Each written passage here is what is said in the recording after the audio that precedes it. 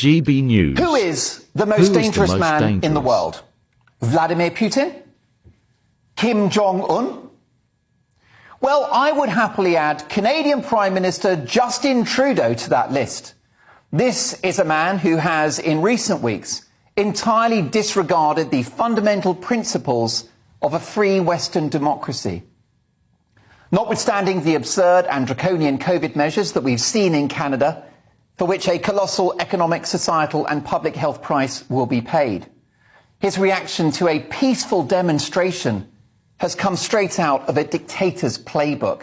His behaviour has been an affront to all so-called freedom-loving democratic nations. How we got to vaccine mandates for a nasty virus, yes, but one non-fatal to the vast majority, and for a vaccine that does not stop transmission, it's anyone's guess why those mandates have been considered. There's no clear data that vaccine mandates or vaccine passports have significantly helped in stopping the spread of COVID-19. But there's plenty of evidence that they have divided society, set a dangerous precedent linking your medical status to certain freedoms and services, and they have supercharged vaccine hesitancy around the world. Well done, everyone. So truckers in Canada who face losing their job if they don't get the jab understandably descended into the capital city of Ottawa to protest.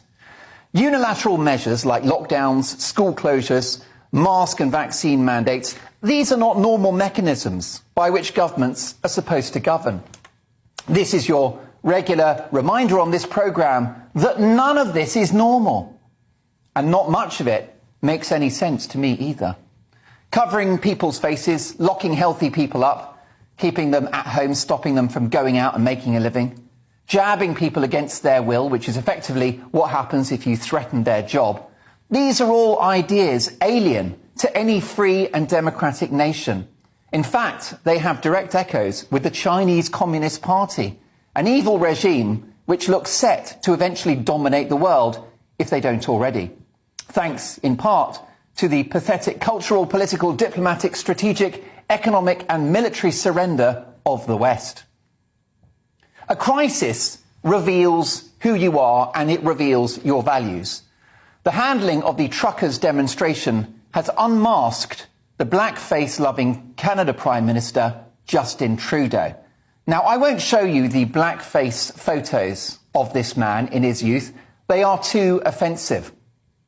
This appalling woke hypocrite, whose father was Prime Minister decades before him, is that healthy or normal in a democracy? Your dad was PM.